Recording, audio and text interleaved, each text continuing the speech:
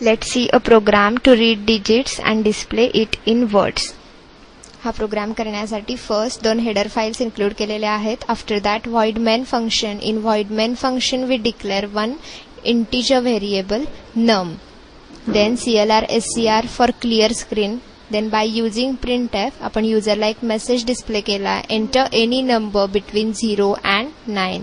0 to 9 मधला कुठलाही number युजरकडून enter करून घेतला जाईल आणि तो scanf या फंक्शनच्या थ्रू त्याच्याकडून ऍक्सेप्ट केला जाईल आणि तो स्टोअर होईल num या व्हेरिएबलमध्ये. Then switch into bracket expression, that is switch into bracket num. त्यानंतर switchच्या सगळ्या केसेस लिहिलेल्या आहेत. केस 0 पासून केस 9 पर्यंत. युजर जी केस एंटर करेल, सपोज युजरनी 1 एंटर केलं तर 1 प्रिंट होईल, युजरनी 2 एंटर केलं तर 2 प्रिंट होईल. अशा 9 केसेस इथे इन्व्हॉल्व केलेल्या आहेत. प्रत्येक केस नंतर ब्रेक स्टेटमेंट यूज केलेलं आहे.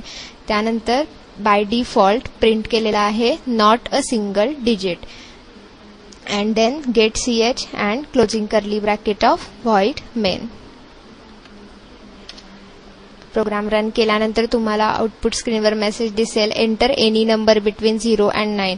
Suppose I enter 6, then 6 display होईल. सपोज आय एंटर 2 डिस्प्ले होईल. Suppose I enter 23, then not a single digit. 23 हे सिंगल डिजिट नाही आहे. म्हणजेच इथे आपली बाय डिफॉल्ट केस जी आहे ती कॉल झाली आहे.